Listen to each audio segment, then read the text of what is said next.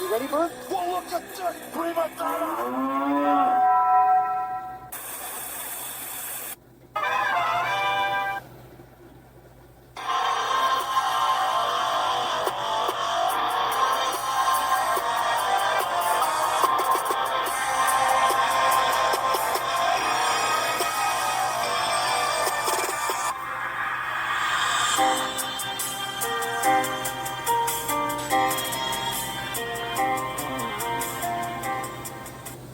Welcome back to the Bridging the Gap podcast, everybody. I'm your host, Nathan White, and I've brought on a guest today, my cousin Josh. What up, homie? So, Josh, you and I are known to be an outdoorsy type of guys, and I wanted you to come on the pod today because, well, you and I have gone fishing a lot here the last, 3-4 years? Oh, man, maybe a year more after, other than that, but yeah. Yeah, probably about the last 4 years, maybe. And we've been to a bunch of spots, and everyone on the pod knows from the Just Drafts episode that I'm really big into the outdoor stuff. Yep. And I gotta ask, why do you like the outdoors?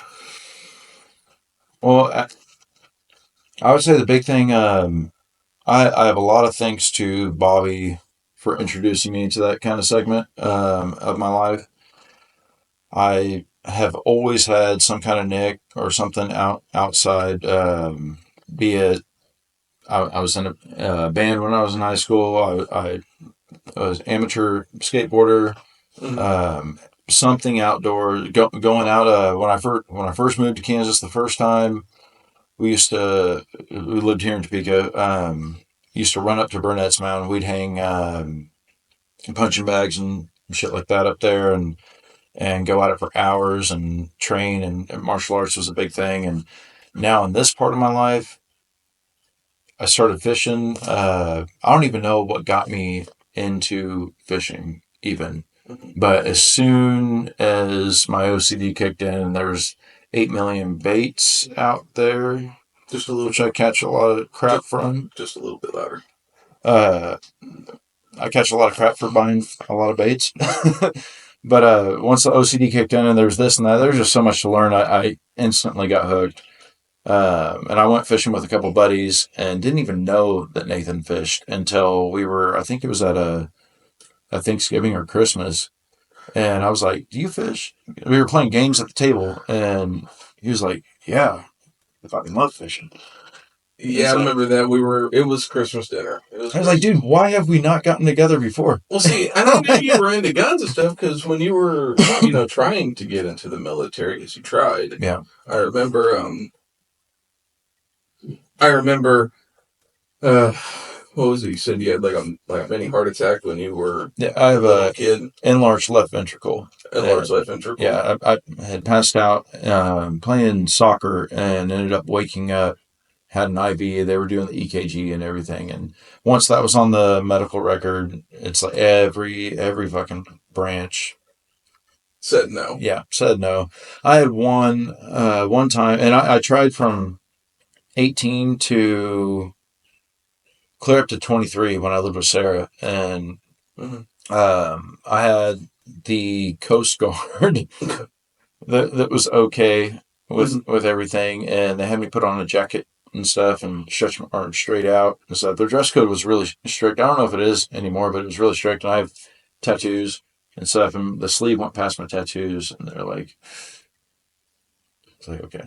This is like, you guys were the last pick. Yeah. And I don't mean to talk crap on the Coast Guard, because, I mean, there's a job that they have that would be the most badass, and a good buddy of mine is Coast Guard. I think he retired from the Coast Guard. Solid dude. Fred Brittencourt, and a really cool guy, but either way, that still wouldn't take me. Yeah. And Bobby, I went and visited with my uncle. Bobby, we met at the Dugout here in town, and I went out to the Dugout quite a bit with my uncle, and Bobby was just a regular there. I didn't even know he shot guns and crap like that. So we went out to his property and instantly hooked again. Took me on my first hunting trip, And is it okay to talk about that? Yeah. The first hunting trip? All right. So my first hunting trip was absolutely ridiculous. Mhm. Real, probably stupid on my part, but I mean, it was really fun.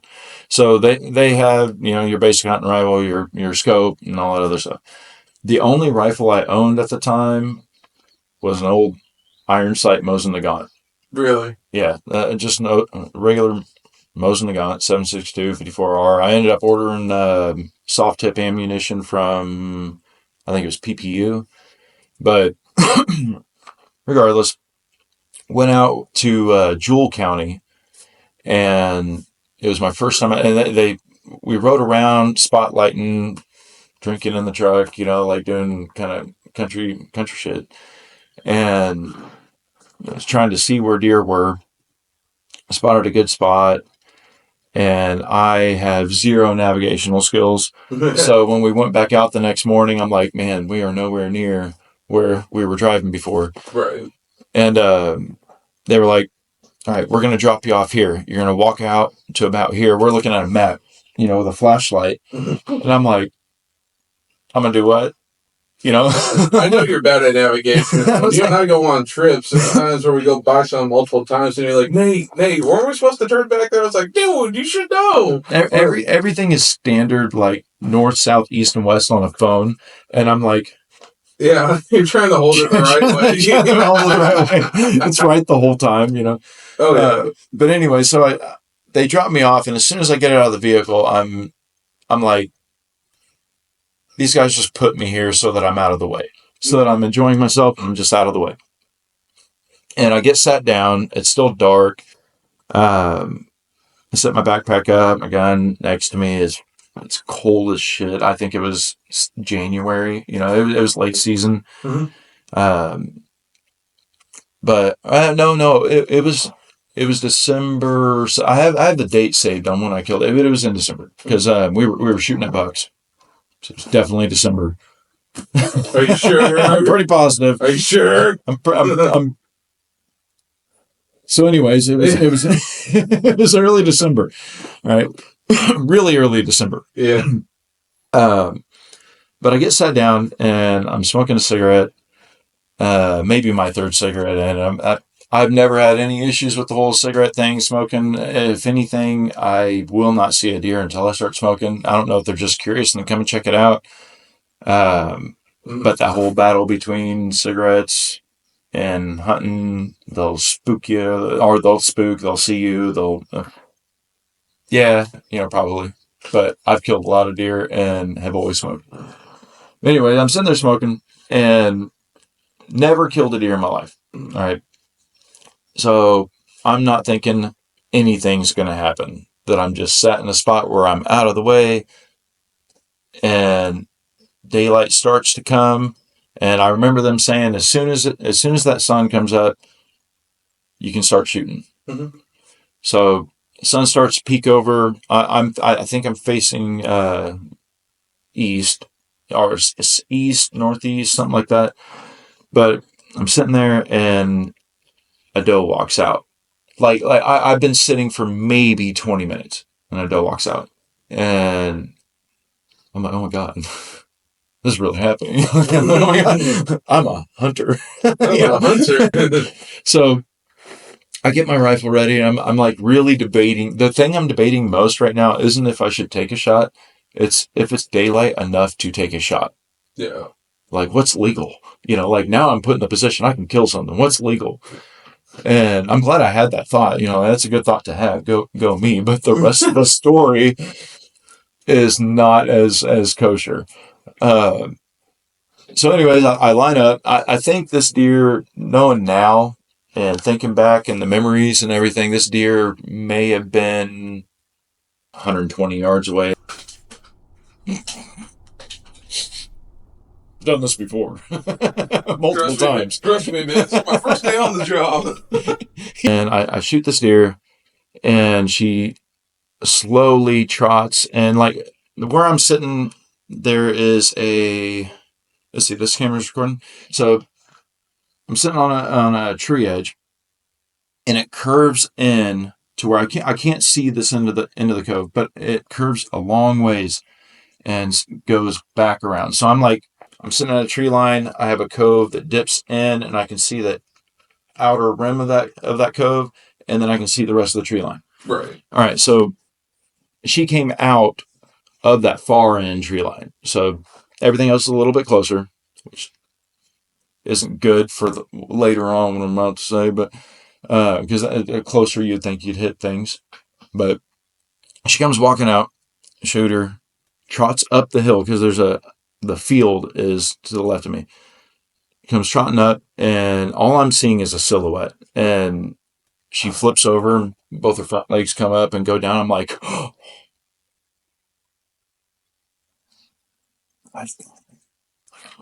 Do I bring my phone out? Do I text Bobby? I remember them saying, just sit, because sometimes when you shoot something, they'll come and check and see what the hell happened. So I sit there, all right? And not even 5 seconds later, in that end of that cove, there's another deer. Mm-hmm. And I'm like, and I pull that one back, and it takes off running. 7 more deer come out of the same spot. And I'm like, He did hit a fucking one of the dude, well, all right, hold on, we'll get to that. No. However, they come running up this fucking tree line, and to my left, like I'm sitting right outside the tree line. The tree line is maybe only 15 yards wide until the next field. It's a real thin tree line. Mm-hmm. But there was a tree that had fallen over, and one came running and jumped over it. So I turn. I turn and I lay down, and I'm like aimed up at it, and another one comes running and jumps over, and I shoot that, and I realize I have 1 round left, and I'm sitting there, I'm like, like just freaking out. Like I'm like, oh my God, I just killed all the deer that no, I have 2 tags. Yeah. I had 1 tag.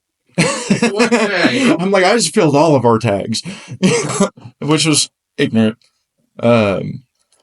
Take that many shots was ignorant. Like I'm older now. I realize all this, but just for fun story, work with me here. Work with me. So it's all calm, and I look over, and there is still to this day the biggest buck that I've ever seen in person.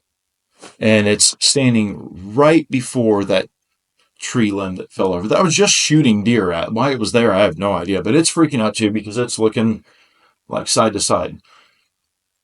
So I take my shot at it, and I'm talking this deer maybe 20 yards away with a Mose and the gun. All right, 20 yards away. Take a shot at this deer, and he jumps straight up and then takes off over everything. And I'm like, I got him. I'm freaking out. And I look at my phone, and I have like 7 messages. And it's all from like Bobby.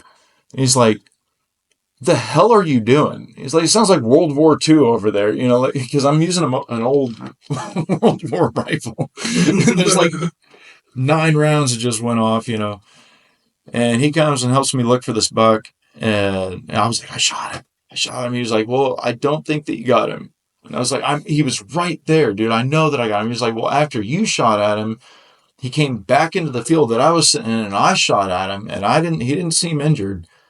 And I was like, oh. And it like broke my heart, but I was like, I knew that I at least got that first doe. So we went and cleaned the doe. He forgot to have me take a bite of the heart, which is a tradition, but cleaned the doe, took pictures of my first deer I ever killed. And then we get to go look for the blood trail for this buck. And when we get there, there is blood. So I'm thinking there is buck. Well, no. Apparently, I can't hit a 80-yard target standing there looking around coming out, but I can hit a jumping target at full speed. Mm-hmm. 100 plus yards out, yeah. No, I mean like the 30-yard, the doe that ran and jumped, the one I shot at, I hit that one. Mm-hmm. but could not hit the one standing there. And I don't know if it was adrenaline or if I just aimed dumb, like being it was that close, like it had maybe just barely overshot or undershot. Well, see, I got a story similar to that, and that's my first time I ever went fishing, hunting. It was the very first time I was 18 years old, and when I shot at it, it was very close, man, and it was standing still. I mean, it wasn't 100 yards, it wasn't even 20 yards. No, that close. It was that close, but I'd never been hunting before, and I was so excited that I kind of got trigger happy, and I hit it in the spine the first time. And I'm sitting there thinking, man, what do I do? Of course, need to put it out of its misery. Well, after it crawled about, I don't know, 50 yards away from me with its front legs, I finally got out and I got it close up to it and put jacked the shell on its head. Yeah. And I just felt so bad. And I felt like a shitty rifleman because I like rifles. I'm better with rifles than I am handguns. And I just felt so shitty that I made something suffer, one, like that for a little while. And two, how the hell did I not? Because, dude, I was aiming for the heart. Like I was aiming for the heart. Had the perfect broadside to get the heart, and I hit it right in the back of the spine. Well, something could have been the same situation where maybe to me that deer, that buck could have been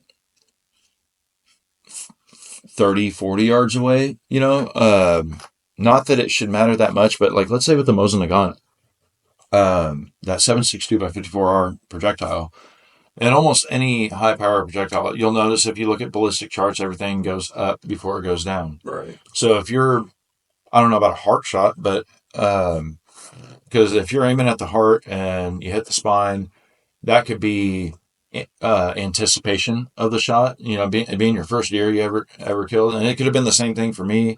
That thing's already coming out of the barrel at a velocity that carries it higher, and anticipating a shot's recoil and not wanting to miss, and blah blah blah. Your adrenaline's pumping. It's your first deer. Very easily, I think the shot could be too high. It could be. And I could have overshot, which is scary, considering Bobby was over in that other field. Mm-hmm. On your end, you hit the spine, which happens. I never heard it. I never thought of that. Is what I should say. I never thought of that. It could carry the bullet before it goes down. Yeah, it's hard to say with it being that close. Like you think that bullet would just go straight, but I mean it's not always like that, Pretty much, you know how far the truck's parked from where we're sitting. Yeah, right behind us. I mean, it wasn't any farther than that. Oh wow, yeah. And I mean, that sounds like shot into a recoil anticipation. Because I did, you're supposed to squeeze the trigger and not yank it, the trigger. Yeah. And I yanked it because I was like, just real fucking quick. Well, it was down, like it acted dead at first, and then about maybe a minute later, I see it pop its head up and it starts crawling. Well, okay. I want you to go out for breakfast and get shot in the spine and tell me you're not going to lay there and be like, what the fuck just happened to me before you get up and try and move. I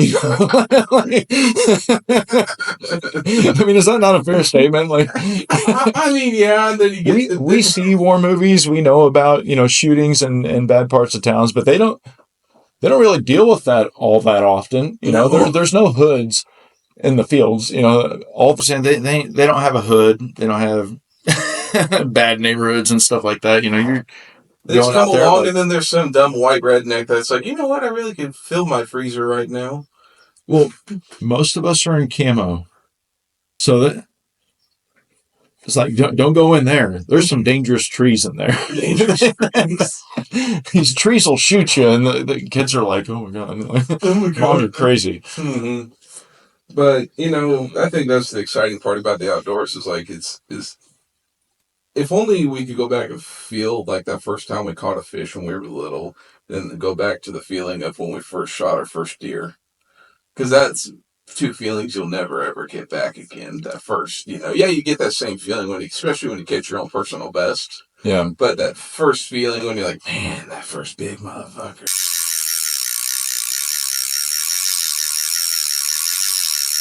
My first fish I ever caught, mm-hmm.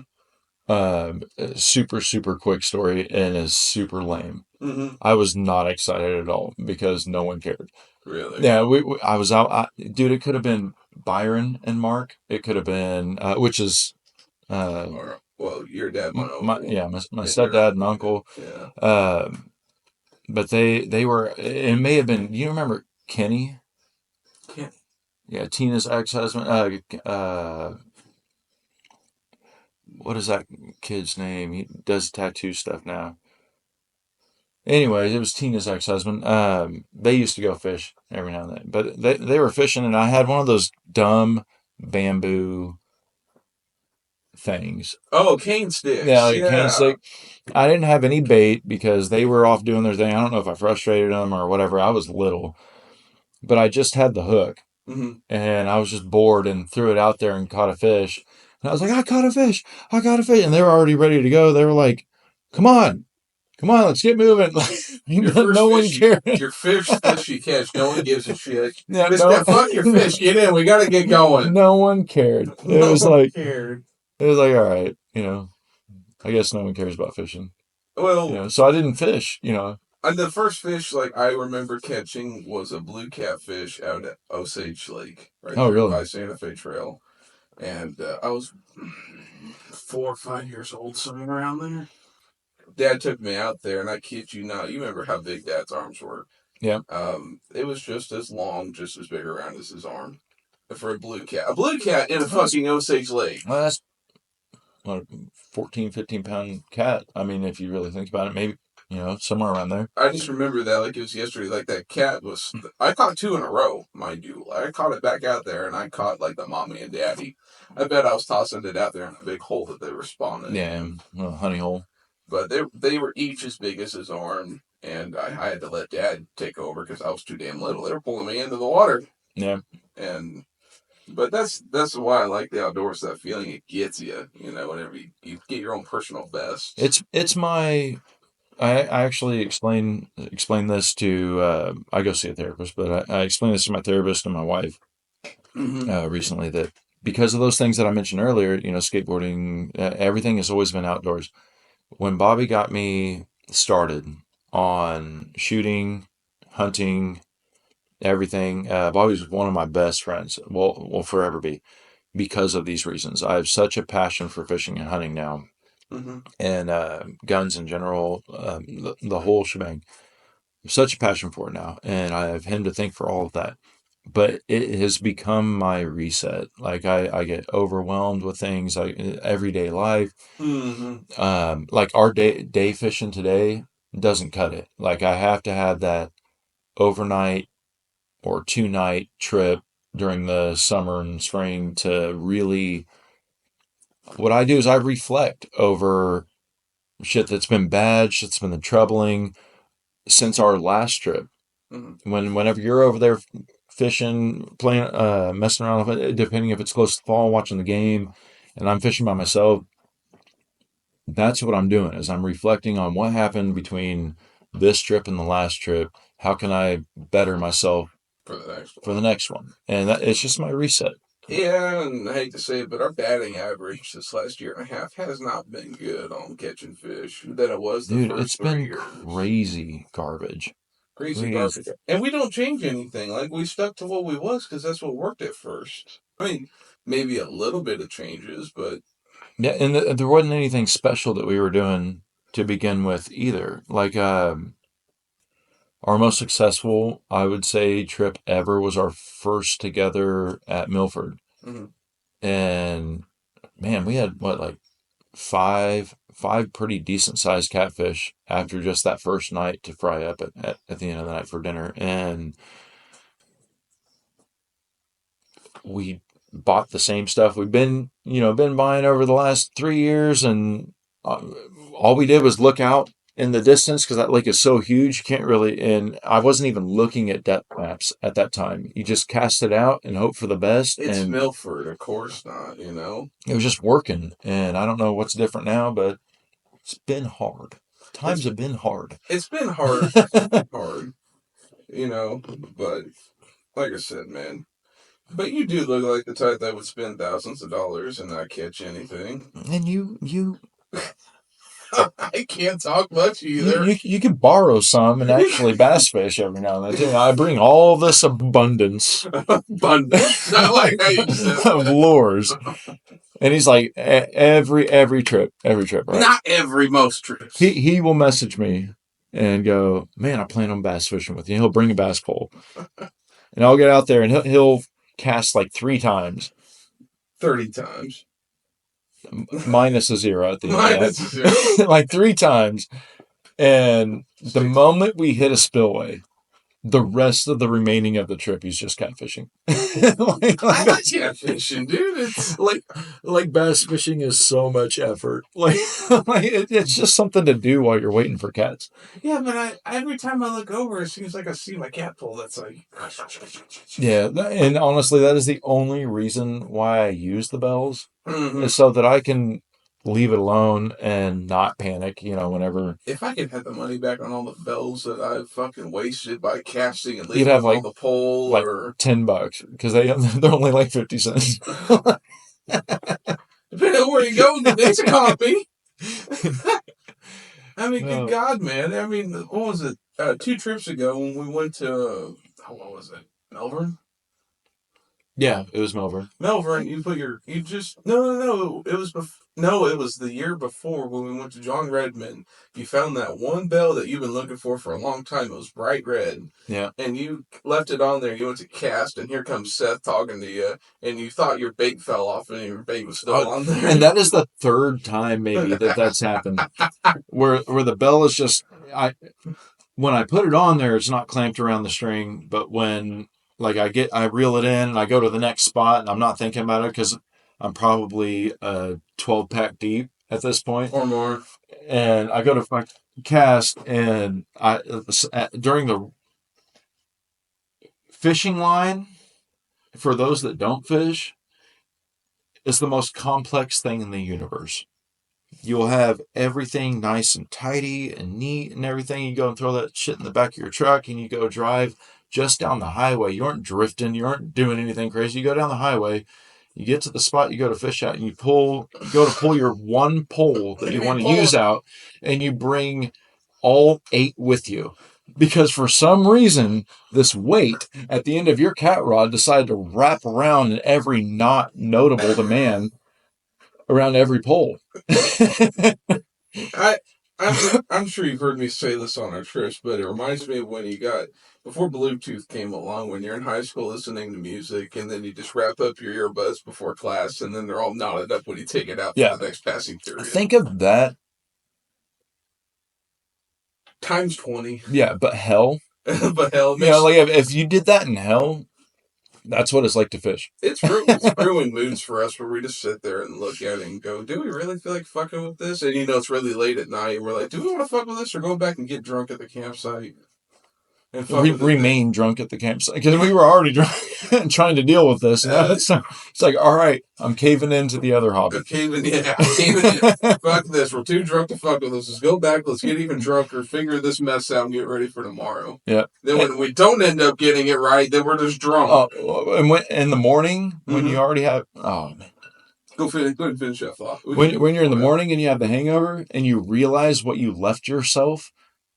You're so mad at yourself. You just take a pocket knife and cut all the line anyway, and just restart from the beginning. He's like, I'm not fighting this. I'm not fighting it at all. I want to get into what our top 5 favorite lakes have been that we've been to here in Kansas. Okay, well, I've been to all the major ones, and we're trying to catch up on the smaller ones like Lone Star and a couple. Yeah. But what has been like your favorite in your mind? My favorite. Your favorite that we've been to? Man,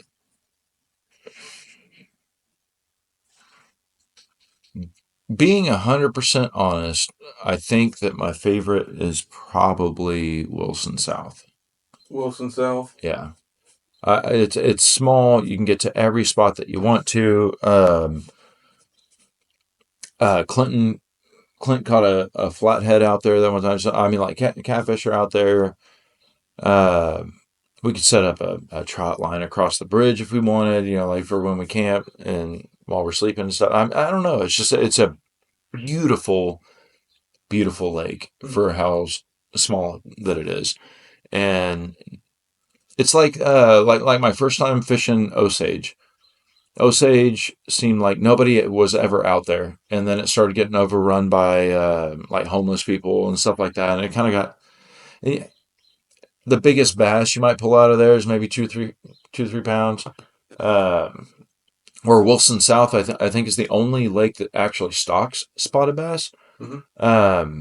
So you have that chance of catching something unique as well out there, but it's such a beautiful, secluded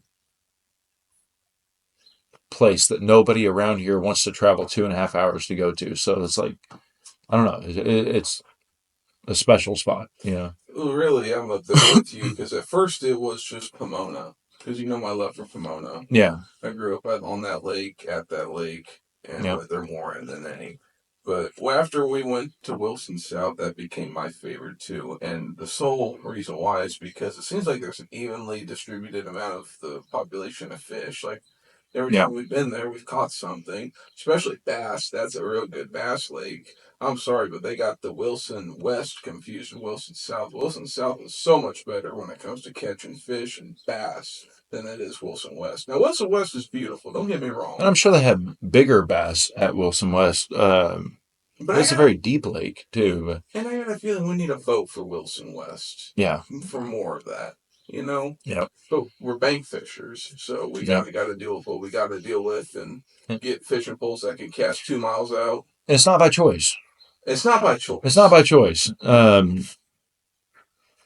I don't know how y'all do it. Those that have $80,000 bass boats, like I don't know how you do it. For one, I don't know how you do it financially.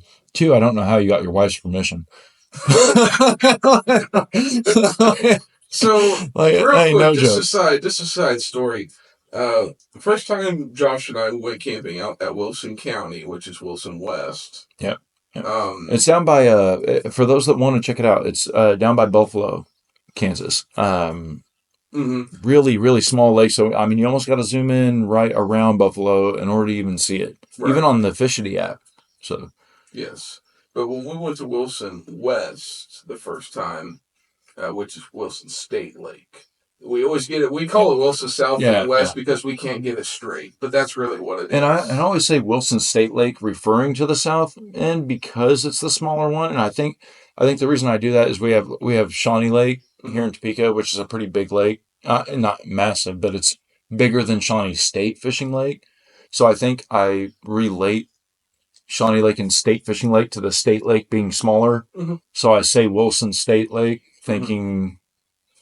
It's just not the same. It's not the same at all. But when we went the first time, we always said, not by choice, but because we don't know how y'all afford it. Josh and I, we always like to sleep in our trucks or set up a tent and get drunk and still end up sleeping in our truck. We bring the tent because we don't want to leave it behind. Yeah, we don't want to leave it behind. I bought it, so it needs to come with me. Yeah, it ends up being our storage unit because we'll get to the campsite when we first get somewhere, unload, take what we need and put what we don't need in the tent, and come back. Literally, the only time I've ever set that damn thing up, it got destroyed by a deer. Like, there was no reason to even set up the tent.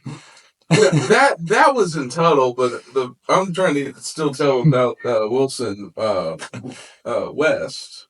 Was Josh and I, we were setting up camp and everything, and we look around and we see all these nice big pontoon boats with these like $175,000 RVs, and Josh and I look at each other. I don't think we don't got anything that they don't have. So I picked this spot because it was a perfect spot to sit and drink and night fish. Because there was a nice rocky open ledge. Yeah, it was awesome, and it was a perfect spot to do that, but it made you feel.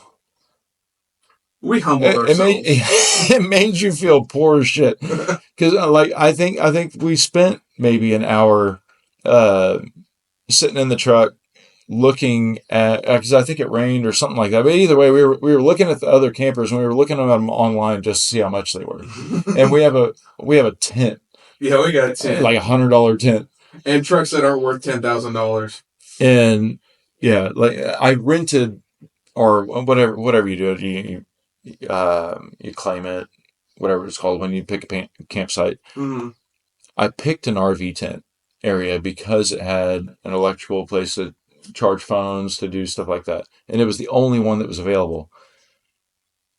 And man, you've never felt so small next to like 3-story RVs and stuff. Like you got all rich people out there camping, which I don't get that either. Like, why would you want to Bring home with you? Because I mean, and that just could be me. I've never wanted to bring all that shit with me ever. Like, I want to enjoy what's out there to enjoy. Yeah. So. Yeah, that was a very humbling experience, and of course that time at Tuttle, we just set up stuff. We were alone. We were alone in this campsite, and no one around us. Like, if we wanted to see anyone else, we had to go to 2 campsites over because we decided to get the far north end. And that 2 campsites over was a good 15-minute drive almost. I mean, we camped for those that are watching that know Tuttle Creek. So we were at the very north tip, because the lake goes up and curves up, and it goes through like 3 or 4 counties. It's a very, I shouldn't say a narrow lake, but I mean, in the comparison to other lake, it's a very long, narrow lake. And we camped way up at the top, I think past the bridge up there. Yes. In the shallows. Mm-hmm. And so it was, if we wanted to fish down at, what's the area down at the bottom? Rocky Ford. If we wanted to fish Rocky Ford, it was a 25-minute drive. Yeah. To fish Rocky Ford, mm-hmm. which we did multiple times. Because everywhere else, it was a fucking climb down and up just to get to a spot there. Now, and it is not maintained up there the way it should be. No, and we spent probably half the time at Rocky Ford if we sit and think about it. Yeah. Really, but I mean, we caught fish. We did. And then we went to that spillway that was just down the road about 10 minutes, remember, too? And that time that the deer demolished the tent, that was his first time camping with us, wasn't it? Who? Johnny. Yeah, it was Johnny. Yeah, it was Johnny's first time camping with us. That's what I was saying. There was no one.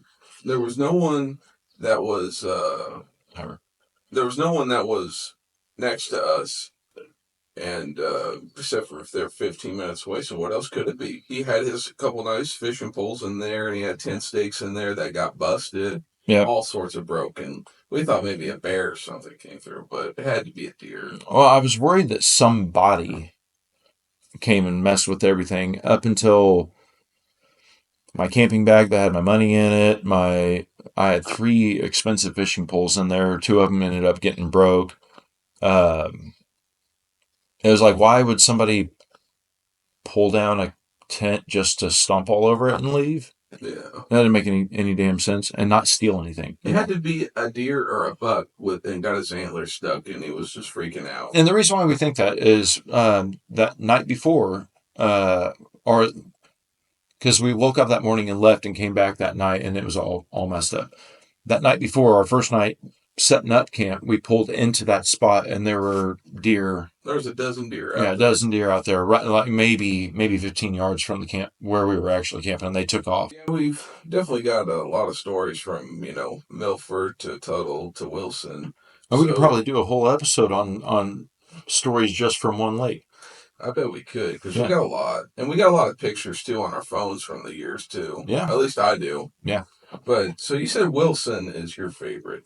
I would say Wilson's probably my favorite. We both mutually agree that it was Wilson West. It's just West South. It's just a nice lake. If you haven't been there, go and try it out. And it's no wake lake, because guess what? That means it's perfect for kayaks. Yep, it is. And we need to do that next time. Yep, I have 2 kayaks, too. So we're taking them. Yep. We're taking them.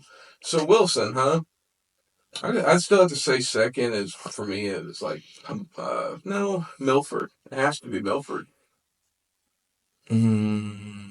I say Milford because, like, I have such a hard time choosing my second because it's rather Milford or it's Wilson West. and my reasoning might be different than yours on like why I have such a fight with that. See, me, Wilson, West ain't even on mine. It isn't even on your list. No, because dude, I never caught a fish from there each time we went there. You know, okay, I haven't either. Yeah, you Oh did. no, I caught one. Yeah. I caught one bass, and I was almost dead, completely dehydrated. It was 103 outside. And Why did we go to that fucking lake whenever time it's the middle of July or August? Because it's so beautiful. I think that's what draws me there. Is it's so beautiful. Roasting there like that. Dude, I was leaned up against a rock like this, reeling in, and I almost had my bait in, and I got a fish. And it was maybe a 3.5 pound bass, but I was so stoked over it, and it was depressing. Like I was this far. I had a rock in front of me in the water where my feet were at, and it was under there the whole damn time. Mm-hmm. And it just happened to get annoyed, maybe, by whatever bait I was using.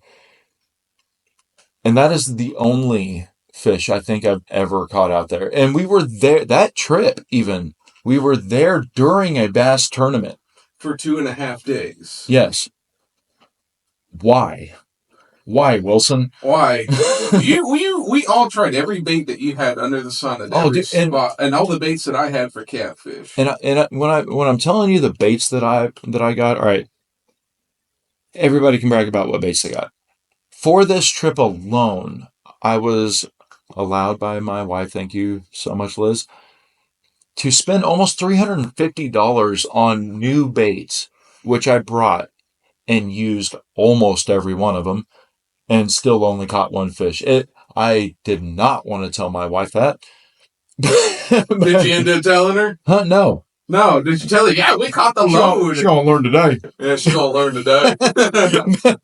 So is it Wilson? Is it Wilson West or is it Milford? No. I might have to say it's Milford just because of the experience. I caught my biggest blue cat there. That was our first time catching a nice haul of catfish and cooking them over the campfire and camping together. I mean, it was we did not have to touch any of the food we bought. No, I mean, it was awesome. Mm-hmm. Super awesome. We cooked through the day. We would cook in catfish in the morning and at night when we got back. And it was perfect, man. That's why we need to go back out there in the next couple months. Yeah. And there were so many little stories. Like the rock. There's an old guy that we just strolled up on a dock that we weren't sure if you were allowed to fish or not. The rules were kind of wishy-washy, and there's just some old black dude, really cool guy, and he casted halfway into that lake from that dock. Like he was casting so damn far that I don't even know how it was humanly possible. Mind you, the first at least 1,000 yards of that ramp from out to the lake was at least, not even 15 feet deep. Like, have you seen those Japanese dudes that you see on like TikTok or Instagram that do all the windy stuff and like, and it flies out there? This guy was just like, he was doing that. Yeah, he was just doing that, and he would go for 2 miles. Yeah, it was forever. That blew our minds, and we fished with him for about 30 minutes. Remember? Yeah, because we fished on the bank and said, "Hey guys, come on over." He cast it out. I walked around it. So if this was his dock and he was standing here, I walked out and around to the rocks. And I have a bait casting cat rod. Mm-hmm. Super light to get way out there, as far as I can. And he was twice my distance casting out as hard as I could. Like thinking I'm going to get past this dude because he ain't catching nothing. No, fuck no. And no. I don't know what he had going on. He outperformed my orange cat rod, and that one, and mine goes farther. Yep. Than what we have both. What you have. What is it that you have? Your orange one is the Abu Garcia. Yeah, you have the Abu, but what pole was that? Whisker Seeker. Whisker Seeker. Yeah, I was thinking of the orange, and I'm like, which one is the orange? So actually, would Total/Rocky Ford be your third one? Because we've gone there a lot, and okay, I like Rocky Ford. Mm-hmm. I love fishing Rocky Ford. Mm-hmm. I don't know that it would be like my third one. Really? What would be your third one, Man, Josh? if I had to think of the third one, A little bit louder with your voice, too. yeah, I'm just I trying to know. think. For my third one, damn. Don't feel rushed with your thought. We got all the time. I'm thinking.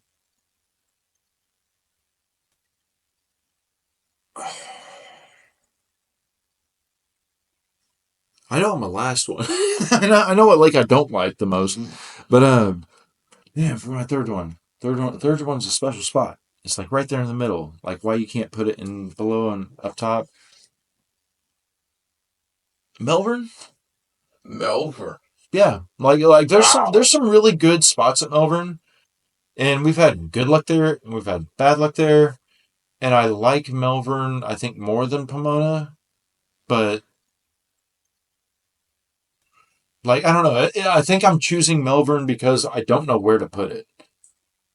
You know, does that make sense? Like Yeah. it's a good lake when it wants to be a good lake. Right, Like right. you are a good lake. Yeah, just like, good, thank you. Every time I come here, I know I'm catching something. And then every time I don't and I leave, it's Yeah, that's the same thing. You and I become so childish when we don't catch anything on the oh, dude, trip. it's On the way home, it's ridiculous. bitterness, it's silence all the way. We don't say anything. It's not that we're mad at each other because it ain't our fault. It's just we had so much high expectations and so little results. I'd punch it if it weren't water. Yeah. God damn it! Why won't you let me catch any fish? So 3 would have to be Melbourne for you. Maybe. Like, why I don't like that is because it puts in like top 3. Like, what's my top 3? Well, Melbourne is not my top 3 if I said a top 3, but I can't think of what I'd put My in third third one's place. Pomona. And I can understand that because you have a lot of history with Pomona. That Pomona, I've caught all the fish that there is in Kansas there. Yeah. And I've, like, catfish is in abundance there. They're getting to be a little bit harder to find, but then again, you and I need to upgrade our style and get a boat. Either I get one or we go halvesies. Something We're needs to change. Something needs to change. We're getting a fucking pontoon because they're cheaper and easier to maintain. Yeah. All right. I would say 3. I'm gonna go with Lone Star. Lone Star. Yeah. When I went out to Lone Star, it was a single day fish all by myself, and I probably caught 16 to 18 bass, and I was only there for maybe 5 hours. Really? Yeah, I mean it was back to back to back to back, and I've heard like they have pictures where they say they have wiper out there. There's people that have had pictures of good catfish they've caught out there. Mm-hmm. So I think I want to give it more of a chance. I've only fished there one time, but that one time I hammered it, and it's another like Wilson South. It's a really beautiful lake, real small, can easily get around it, you know. Some spots with some love hate. I think for the next 2 we ought to do just like, since after 3, we kind of put the last 2 on the back burner. Yeah. Let's talk about the 2 that we don't like the most. Me, Wilson fucking West. Is that your Because I most hated or just under most hated? Most hated of both. Man, come on. It's so beautiful out there. Okay, it's beautiful. Just visually, it can't be your worst. Visually, it can, but when it comes to the experience of catching fish, fucking worst. Yeah, I've never I can't argue the spot with you. 3 times in a row and get skunked. Now something that we have not done, because I will not count that lake out until we go there and we have a good solid fish in a spring, or we have a good solid fish in the fall. Yes. I cannot count that lake out yet, but it is such a far drive to get there. But just because I put these at the bottom don't mean I don't want to go back to them. I do, but probably not till like next year. When I mention mine, you know what? I'll mention kind of how you're mentioning it, and then. Well, what's your number 4? Wilson West is for me. For me, if you say Pomona, I'm going to get up and slap you. It was almost there. Fuck! It was the first thought. I had to read. I think the only reason why I don't like Pomona is because where you can bank fish, it lacks so much structure. So like you're there catfishing, and that's what you're there for. Mm-hmm. When it comes, for me at least, when it comes to bass fishing, like there's no structure for those bass in those good cat spots. Right. So it's like we gotta alter, and there's no good cats in those good bass spots. So like we're both tug of war in here on what spot to go to. It's like, I guess we can go here. Yeah, I know you like it, and I'll go there and I'll try and bass fish, hoping to catch something and not catch anything. See, with Pomona, you just gotta wait till like the perfect rain comes, or if like there's a bunch of trees down in the water, especially if they're mulberry trees. They're mulberry trees, man. You better get that thing right in the middle, like it's a basketball. Because I have the best luck there when it's after a rain. Now, the spillway, I wish they wouldn't open up to 1,000 cubic feet every time it rains, because that's too hard to fish, man. Because you and I did it a couple times this year already. We put on 5-ounce weights, nothing. But for right after somebody was just catching caught a couple walleye, decent sized walleye, decent sized cat. Yeah, put those weights down there, cast it right after him, and skunk. So number 4 is what for you? Man, okay.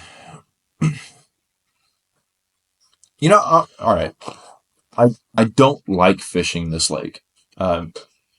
Even with both of these lakes that I'm going to mention, they aren't like my absolute least favorite.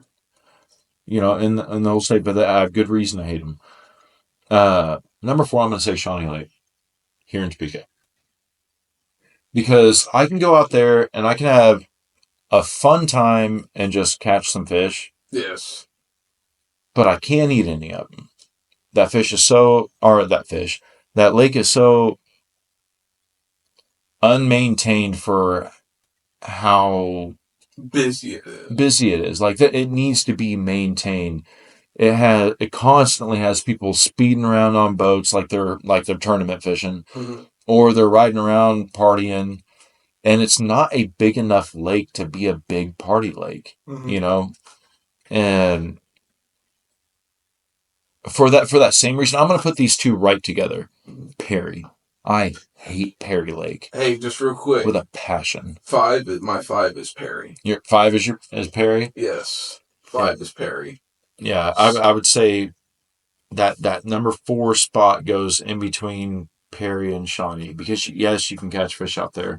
Is it fun for a fisherman that enjoys just outdoors? Absolutely not.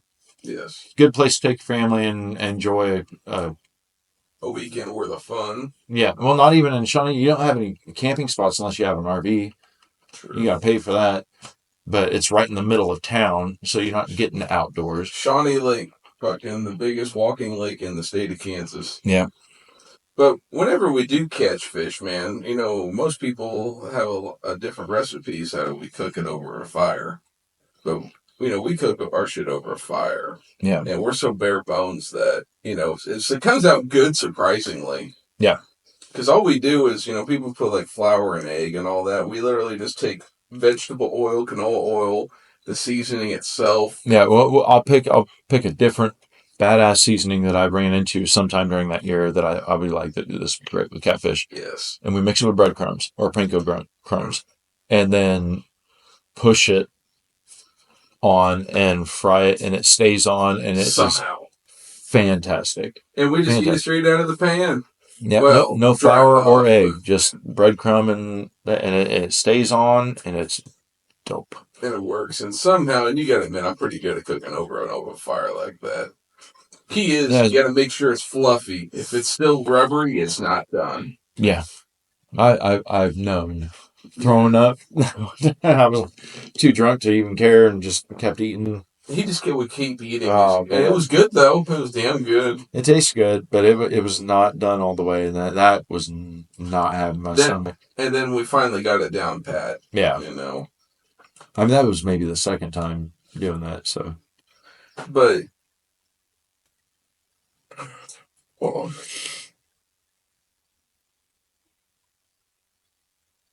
Trying to think. We've had some pretty interesting fights with fire. When you and I go fishing, you and I are always plastered. We especially as the night goes on, and it's a wonder how you and I have not burned each other as we're making food or making a fire. Period. or burned ourselves, because there's times where I just feel like we're going to pass out right into the fire.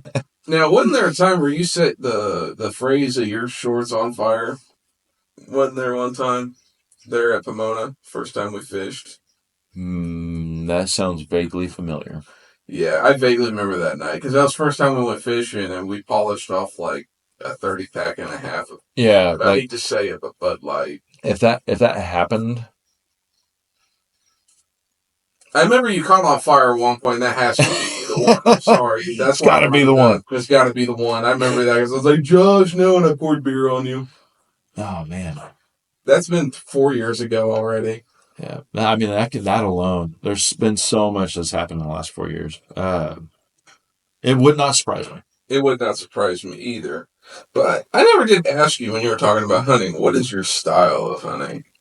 Being honest, like I have a tree stand set up at our private property up north, just it'd be east of the casino. I think I do have a stand up north. I think just east of the casino, and it's fun. You know, to sit in the stand. I have gotten a buck. I've gotten doe. I've gotten everything out of that. But my favorite so far is my routine for scent killing and sitting on the ground.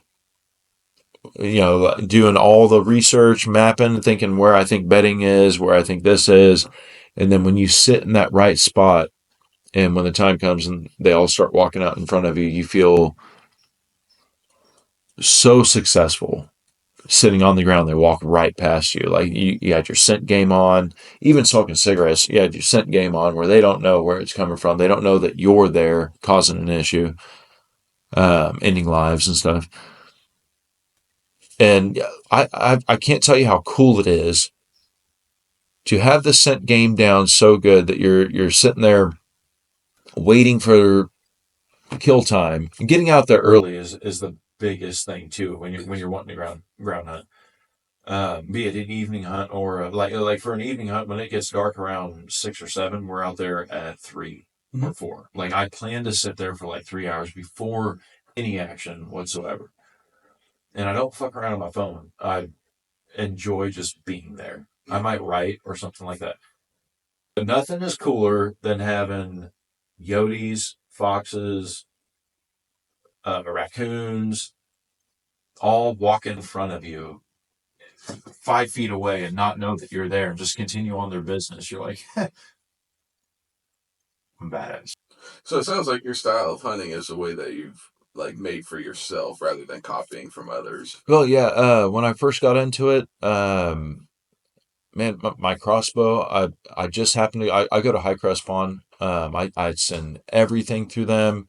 If I order a gun, if I can help them out, then I will, because I'm a big small business guy. Mm-hmm. You know, like I like supporting small business, and they were just the first ones that I went with, and I'm a very committed person at that point. Yeah. Well, I happened to go in there, and they had a crossbow. I mean, it's a cheap, I think, a Saga something from something. Like I don't even think it was super crazy. Yeah.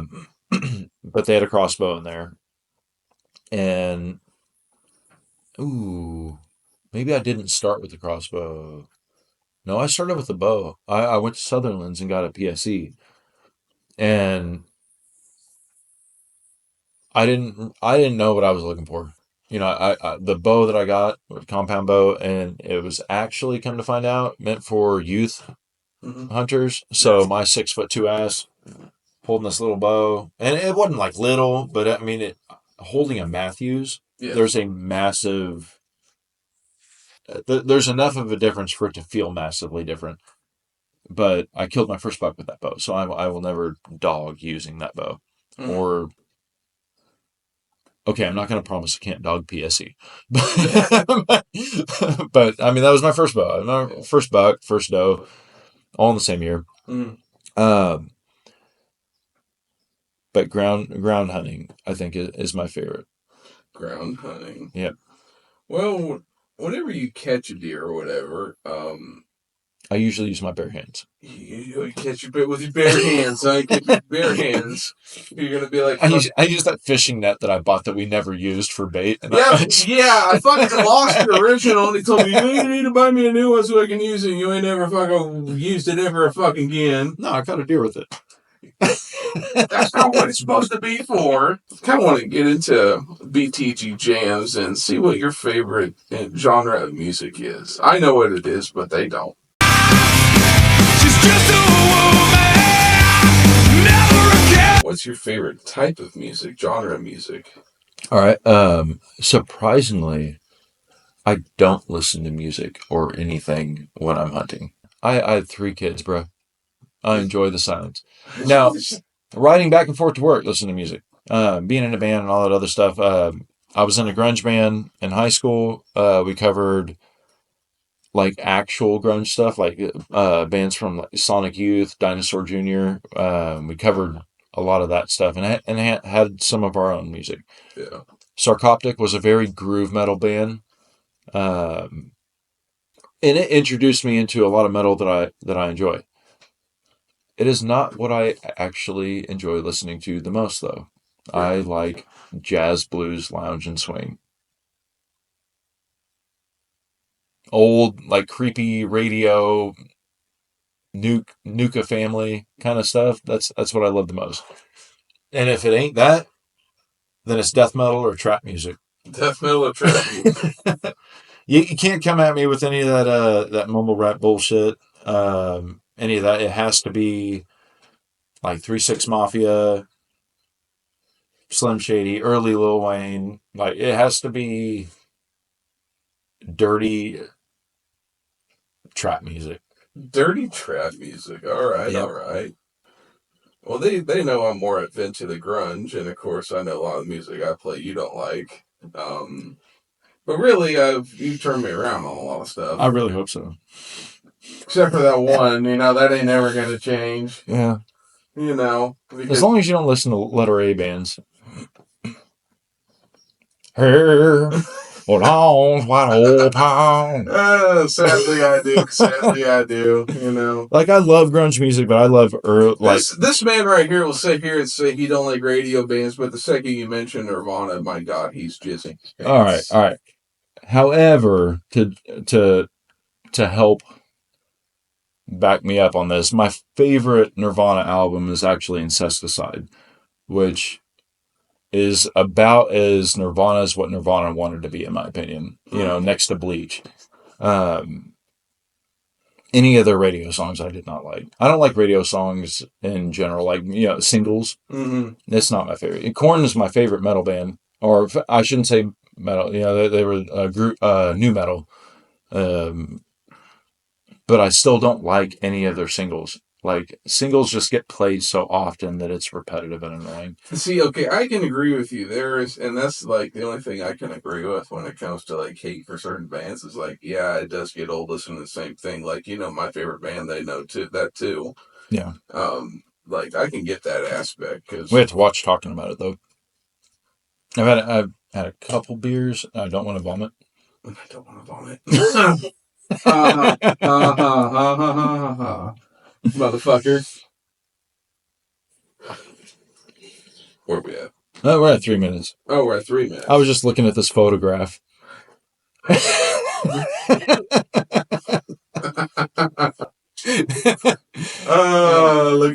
at this graph. Every time it makes you laugh. I like pants. I like feet. Feet pants. Oh man. While we're on that, never mind. I will say there's a few bands that I really, really, really dig. I like the Goddamn Gallows. They're like a man. How do you think of who is it? What's a good example? Let's say like all that bastard bluegrass. Like that real punky drinking all the time, kind of bluegrass kind of sound, or I don't know anything about bluegrass except for BB King. oh man, it makes you just want to drink whiskey and have like a Orgy. No.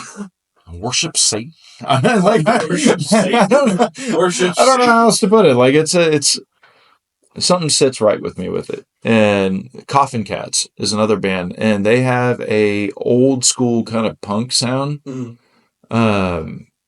But the vocalist it's only a 3-part band, and the vocalist actually plays the cello. And they dress like greasers, like punk greasers, and his vocals are very like that 50s 40s kind of like Elvis kind of sound, but it's like punk music, and it's so awesome. It's so unique. Coffin Cats, both K's. Check them out. You know, when we first started really fishing and really started hanging around each other, I knew you was in a band called Sarcoptic, and I asked you about certain things on fishing trips. And what was your involvement with Sarcoptic? Like, did it all start with like you guys as an idea? Was it already an idea, and then you just came along and got interested? What? I'll let you take away on this.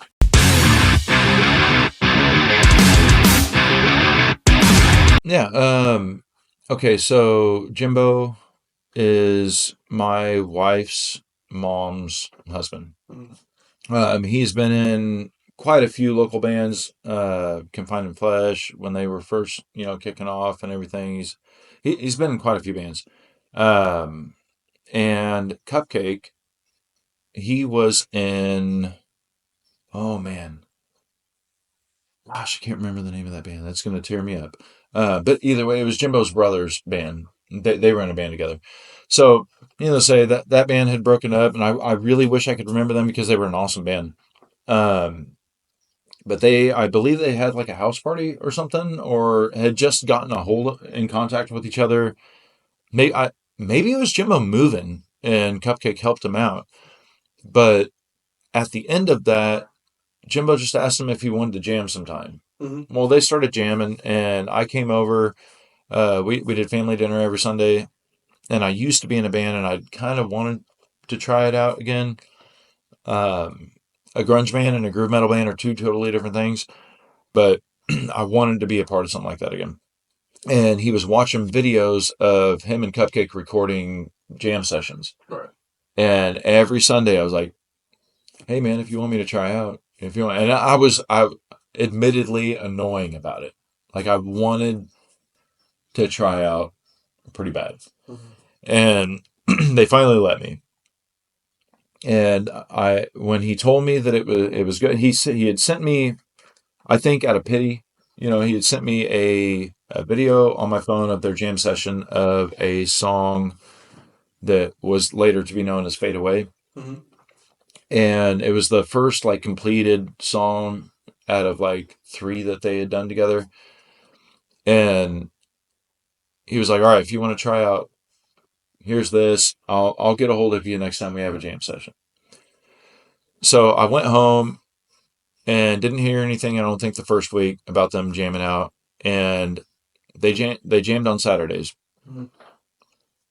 Saturday, he got a hold of me at like noon and was like, hey, we're going to jam if you want to come try out.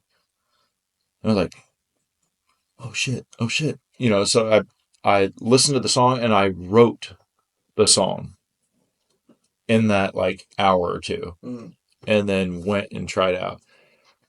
It was good enough to make it, but they were constantly complaining about me not being loud enough. And that went on for like months, maybe even over a year. And come to find out, the board that we had was messed up, and the channel I was using was not picking up as loud as I should be being picked up. And it was fine, like after that, but like, man, it was such a struggle. It was so irritating.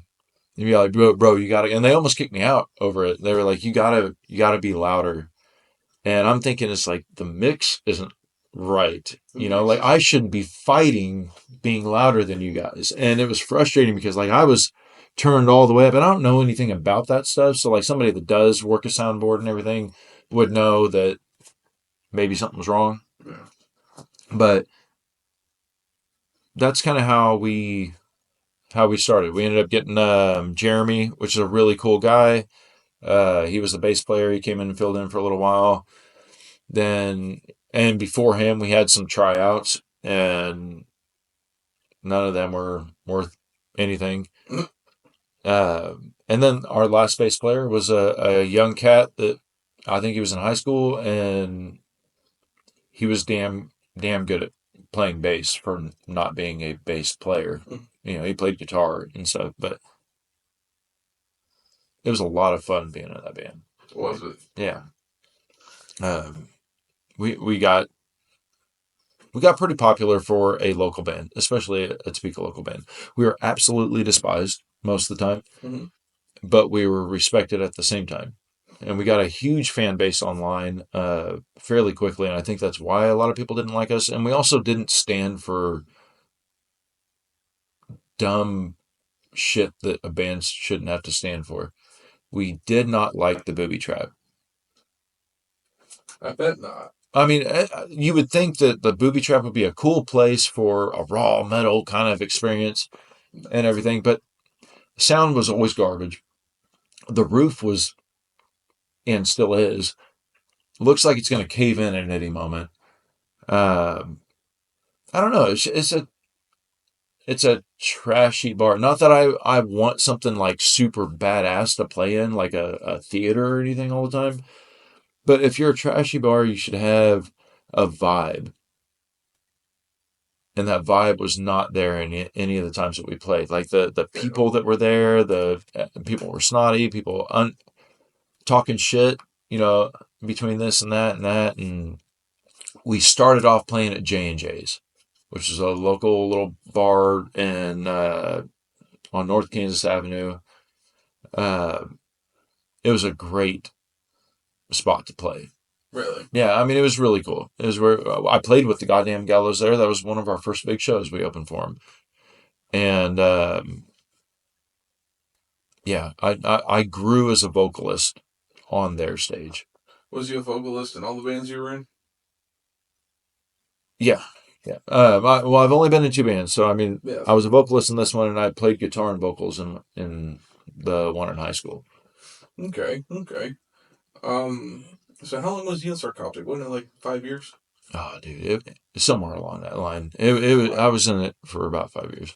What was your guys' like largest audience that you guys played in front of? 20 people? Ooh. What? At the booby trap? Yeah. Yeah. No, it was a hit and miss. I mean, we went to Omaha to play a show, and it was promoted, you know, by, I forget the damn promoter's name because he was garbage. We get there, and we are playing in some honk tonk bar thing with an awesome stage, awesome lights, meant for country music. And you could tell because there were grandmas and families eating at this place during this show of like 4 metal bands. All right.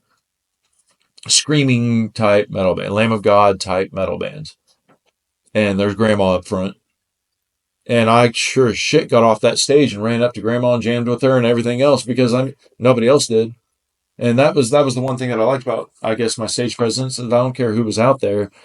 I was gonna make sure we all had fun, Yeah. you know, because I mean, what's the point in showing up for a show with like 30 people that aren't really metalheads because the promoter sucked, and now you got to entertain. That's your job, is to entertain. So why not make it fun for everybody? That's an awful long way to travel just to see 15 people. It was. It was. And it wasn't the first time that crap like that happened, too. Where you'd have high expectations, and then all of a sudden, oh, fuck, yeah. Not know or what? I mean, no, it's the promoting in the town. Some of it has to do with, like, because we've gone to play small shows over in, oh man, Clay Center. Yeah. One of the bands that we played with all the time was Imagine. All those dudes are pretty solid, really cool guys, and their shows were awesome. And where their place that we played was a bar that was attached to an old folks' home bingo hall. All right. I mean, it's a small town. There's not a whole lot of places for a venue, but this bar had a small stage, and we had, if you've ever heard of Local H, like the High Five a Motherfucker song, like with the mullet, he works out, he's the multiples of those dudes, probably in their 40s, jamming out. We had old people headbanging in the front, and then the abundance of younger people that were there doing their thing too. What was some of the best venues that you guys went to? All right, so what I would say it would be the coolest place that we ever played was we looked forward to it every year, and it was Metal Stock. Metal Stock. Yep. Metal Stock was held by a couple out in the country. They had the property to do it. It's always around Halloween. We were part of I think the second one that they did. I don't think we were part of the first one. I can't remember 100%. But they decorated their entire property with Halloween, this and that and that. Had an area for if people had RVs to park them and stay overnight so they weren't driving drunk. They had porta potties, they had food trucks, they had the whole shebang. I mean, they thought of everything. And it drew a large young crowd. And like, have you ever seen those barns that are like only two walled barns and then the rest is just kind of open? They set up the stage there and everything was decorated in Halloween stuff, and it was just awesome. Every show was awesome. Nice. I like that. But how many people do you think was there? Oh, dude, yes. Easily 150 or more. Did you guys at least refund them their money? No. No, we had a great time. We headlined the show like two years in a row, and then we're asked after that. We were like, okay, we don't want to headline it. Headlining is not the spot you want to be in unless you're making money doing it. Right. You want to be like third to last, because you're in that money spot where people are still drinking and having a good time, and they're not leaving the bar. I mean, that's where you want to be as a local artist. You want to be like the opener for the opener or the opener for the headliner. You don't want to be the headliner. Ah, okay. See, I didn't know that. I would have never thought of something like that. Yeah, at the end of the night, because if any mishap happens, then as the headliner, you're playing at midnight to 1 o'clock. Well, everybody's wrapping shit up and wanting to get home, or because not everybody closes the bar. So not everybody wants to stay until the bar closes. Right. So all of your younger cats that want to go meet their friends at the house party or go do this, I mean, you're playing after they already leave to do that. So you want to be there right in that sweet spot of like in between 10 p.m. and midnight. Nice. Is what I would say. Well, what about what happened there right at why did you leave Sarcoptic? There were issues internally, like that started it all, and you don't got to get into it. Just no, after one person left, the younger guy that I said was the bass player, he took that opportunity as a good moment to mention that he was going to go to college, and probably couldn't be in the band anymore. And after that, it was like, okay, I've been kind of wanting to do my own thing for a little bit. It's like, it is taxing. It is a commitment. You have to commit if you're wanting a band to succeed. And hearing back to back, and it was all within like a week, hearing back to back, everybody was just wanting to move on and do their own thing. It hit harder and harder how much effort was put in to make Sarcoptic what it was. And it was like, man, we have to redo that. Oh man, we have to redo. Now we have to redo every song. It was like, okay, I just want to fish and hunt for a little while, like, and take my own time and fish and hunt for a little while. And Sarcoptic is back together. I am not the vocalist right now.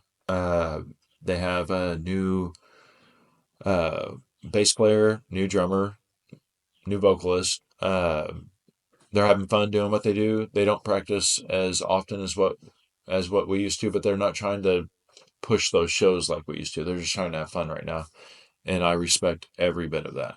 Oh yeah. Yeah. There's no bad blood. No, No, bad blood. not at all. Not at all. Just, also you got a family too, of course. Yeah. Yeah. And that's number one. That's always number one. So there ain't no bad blood. I remember you telling me that. You didn't leave with a heart full of hate at all. No, not at all. I do. The only hate that I have is I do wish we would have recorded some of our other songs before it all split apart. Yeah, but when we recorded through a guy in Kansas City that we are real solid with, a really cool guy, really high quality recordings. We actually have 4 songs online that if you want to check out. Or I guess you're over here now. We have 4 songs online that if you want to check out. We had Plunder and Blood, Beast Mode Engage, Nonchalant, Yeah. and one other one. Break from the Herd. And just a little something, he always complains about the sound of a radio sound. Nonchalant sounds so goddamn radio. Yeah, it does. It sounds really radio. he hates to admit it. But I just have to give him shit. It is the last one that I choose to listen to, but is the first one that anybody that listens to a... No, I don't show them. I show them Beast Mode. Oh, I love Beast Mode. It was awesome. But everybody that I have listened to our songs always tells me Nonchalant is their favorite. It's mine. Dude, it gets on my nerves so much. It gets on your nerves. That song was written about somebody that was taking stickers down at J&J's. Our stickers, and it was like, all right, I'm gonna talk shit. Really? I didn't know that was the whole. It was his bar, blah blah blah. He played there the most, and this and that. Which I don't give a fuck if you play there. Mm-hmm. Like I had zero beef with this dude, ever, zero actual beef, and I don't know if it was just him and Jimbo's hate, that led to one another, because Jimbo's a very egotistical guy. Always has been. He'll fully admit that. This other dude is rightfully so as well. But Jimbo has quite a bit bigger ego. And can talk that shit all day long. Yeah. And back it up and make you feel... He'll make everybody not like you. Because he'll make you look retarded online. And that's why a lot of people distance from us, but also stayed with us at the same time. Is like, some people knew that it's just Jimbo. And some people didn't, and they just can't. They're like, oh, that's petty. Well, what was happening was petty. Yeah. So we're gonna hit with something pettier. Yeah. And that's just how it was. But taking stickers down, like, bro, you are 50 years old. You're taking stickers down at a show. Yeah. That's just how it was, though. I mean, and that was the love-hate between being in a band. It was getting that hate means you're getting somewhere, because people hate that you're succeeding. Just like Nickelback, huh? Just like Nickelback. I got to say it. I don't like them, but they're there. They exist for whatever reason. No, they're all great musicians. I just don't like them. I liked them when they first came out, when I was in middle school. Really? I didn't know that. Well, they were new. Nobody else sounded like them at the time. That is a damn lie. Because at the time that they got big, staring down the barrel of a 45. Shinedown got big. Like that radio sound that had a lot of push, behind it, in the recordings. That was a big sound in early 2000s, I want to say. Yes. And they were just one of them that were big. And their songs are catchy. Yeah. New Nickelback, what I showed you? New Nickelback doesn't sound too bad. If they would have came out sounding like that, it'd have been all right. They would have been put in the category of Oh gosh. Who did I mean? Breaking Benjamin. You know, like they would have been put closer to them than Shinedown. Yeah. But when you look like the dude from The Big Lebowski in your first few videos, and you're like, look at this photograph. That is so fucking true. The goatee and the long ramen noodle hair. Oh, dude, and you had it for so long, and then you cut it and expect everybody to be cool with it. Yeah, I wasn't cool with it. Well, it'd be like you cutting your hair. Yeah, like I did that one time 5 years ago. I wanted to kill myself. Bad marketing juju right there. Cutting your hair. Now he just looks like a frat boy. Fucking Chad Kroger. Yeah, like a 50-year-old, like they all stay the same age. You know, like that's what he looked. The older I get, the younger they are, isn't it? Like that or something like that. Something like that.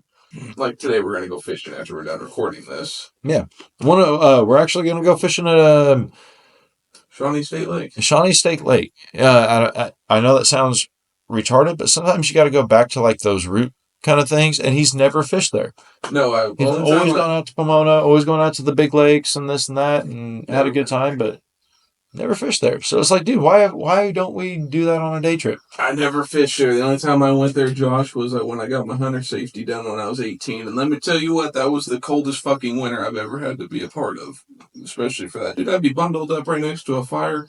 I swear I was getting frostbite. Oh, really? I'm not kidding. Yeah. It was miserable. Whenever we would do the target practicing, there's not a lot of blockage out there. No! It's straight fucking wind. Yeah, it is. Straight wind, man, and it sucks. Because then you got that big old valley right there. Yeah. And I also am looking to make my own outdoors channel eventually. It'd be Full Nelson Outdoors. My last name's Nell. Yeah. So Full Nelson Outdoors. I already have like the YouTube thing set up, Facebook thing and set up. I just haven't. If I'm doing it, I'm doing it right. So I got all that platform stuff down. It's used as my personal right now, but once I get the camera that I want, right, then I'll change my own personal stuff to something else, and I think you and I need to invest in some good GoPros, like really good GoPros. I have a way of doing that, and I'll hit you up on it. But we'll see. You can save that for another time. Yeah, absolutely. Less is more when there's more brain talk that needs to be done with very little brain power to do it. And a little less alcohol present, while thinking about it. Yeah. I mean, with alcohol, you have the biggest brain in the world. Yes. Yeah. Possibilities are endless. And then you sober up and look at your paycheck and you're like, okay, all right. All right. Hey, you remember that joke I mentioned the other day? Yeah. You're like, no, I thought you were serious. Like, oh, that was totally a joke, man. It's totally a joke. At least I hope you thought so. No, I mean, that's gone. That's just how it goes.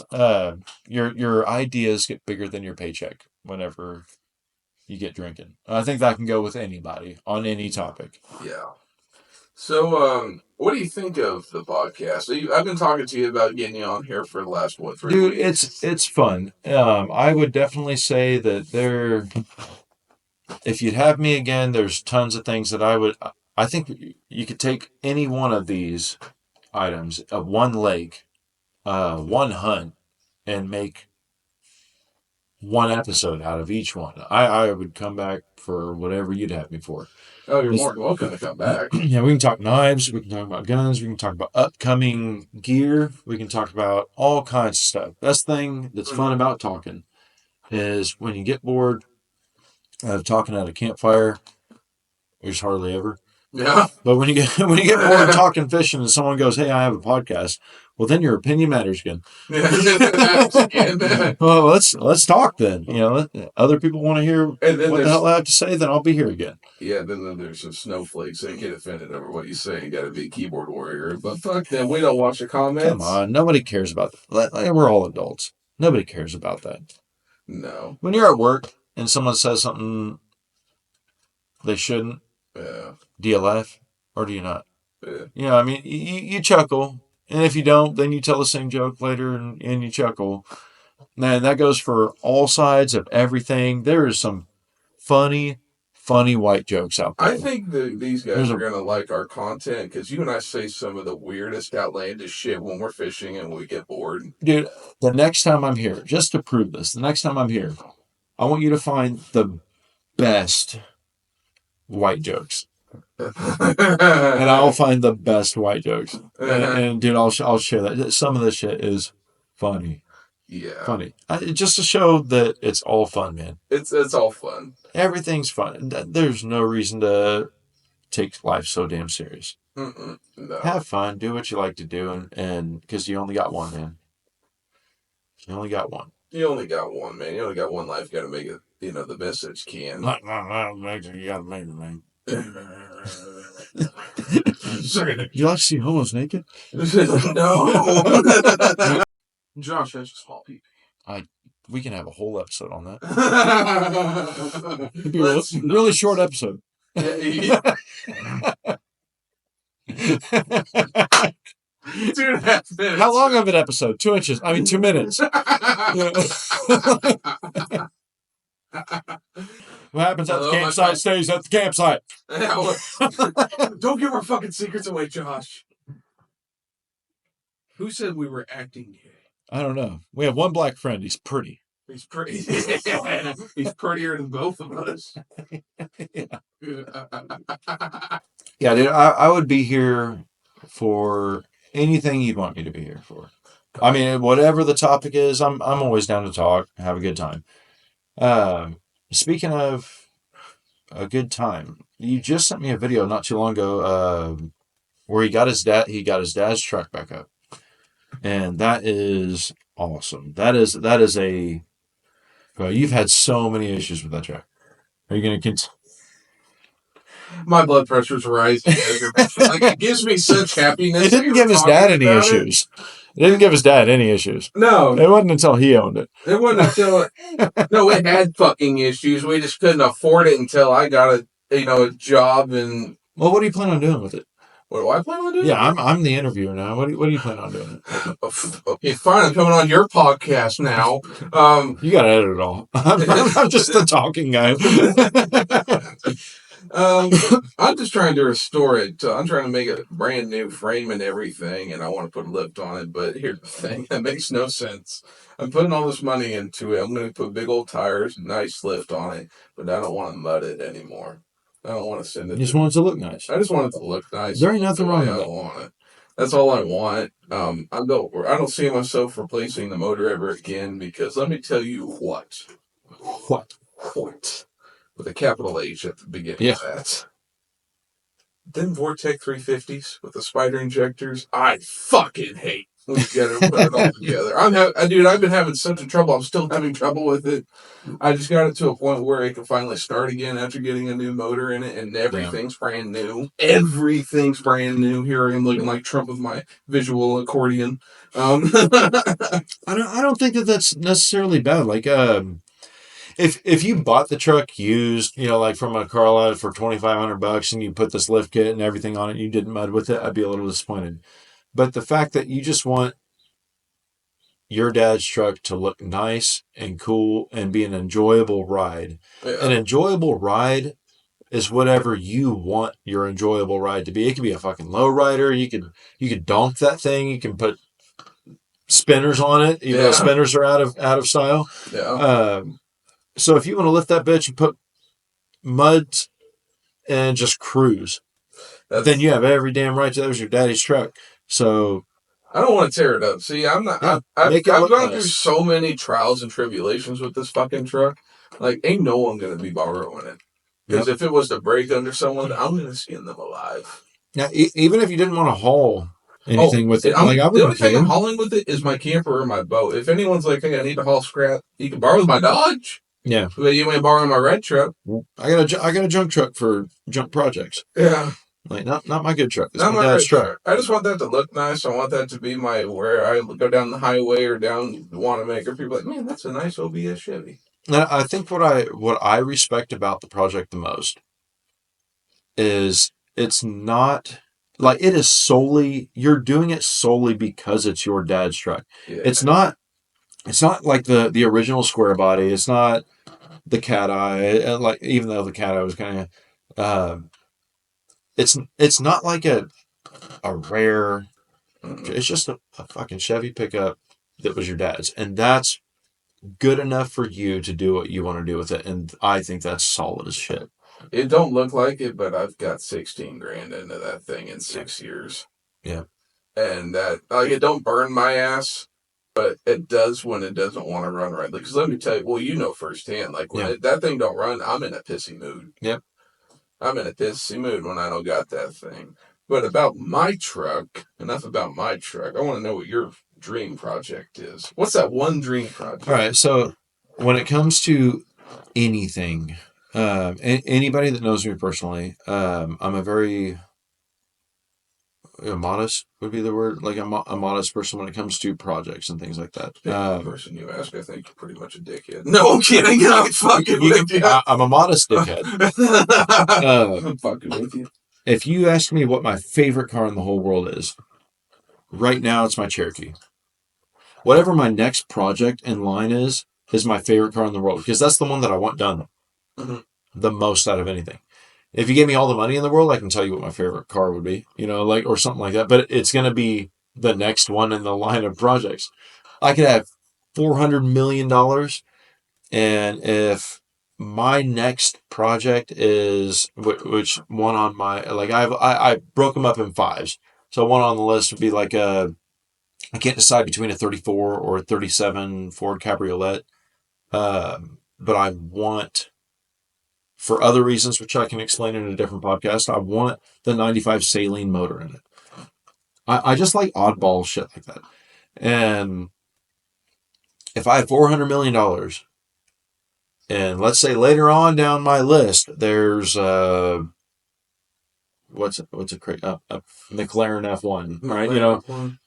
It does not matter to me because I humble myself enough to know I've adjusted this list to meet my means and what things I think are fun. I will not adjust my fun, what I find fun, because of how much money I have. So that Ford Cabriolet is what's happening, not that McLaren F1. This thing's about to be the most badass cabriolet that I've ever seen. So, I mean, that's just how I am. So I would say right now I'm working on the only vehicle my dad's ever given me.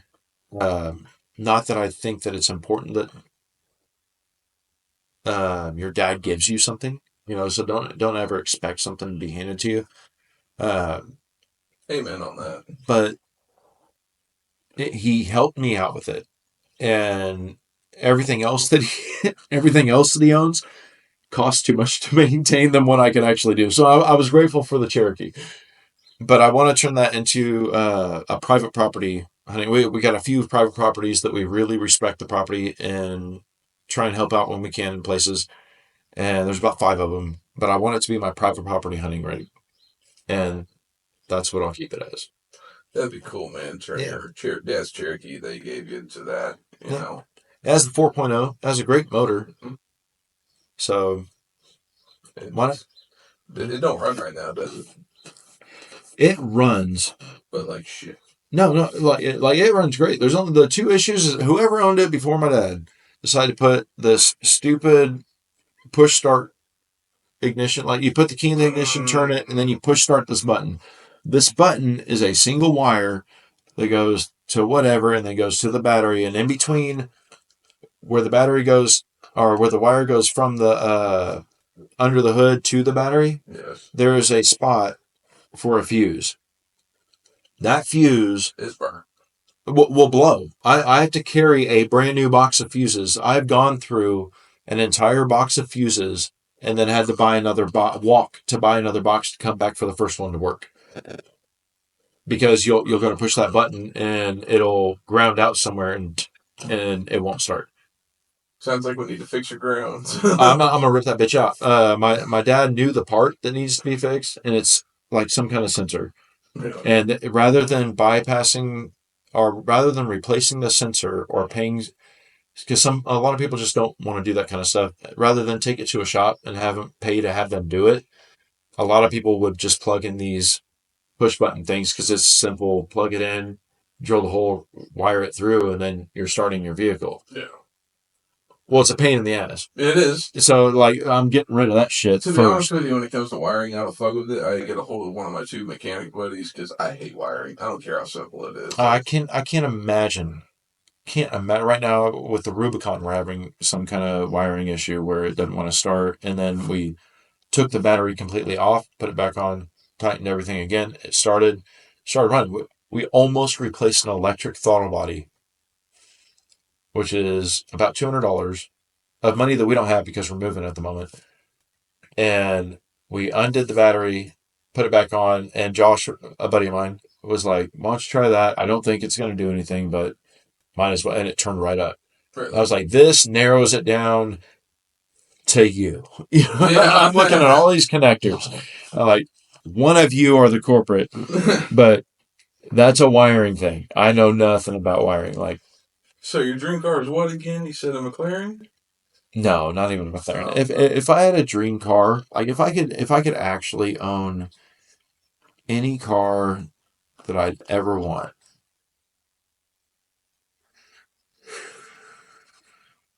I want a Honda NSX Type S0. Okay, why? Like the late '90s, early mid '90s. I don't know. Are you gonna put a fart muffler on it? No, Okay. no, an NSX. Like it's like $100-something thousand car. Oh. But it's not, the thing with the NSX is it only had like 300 something horsepower or something. It wasn't, for how much it cost and how super car it looks.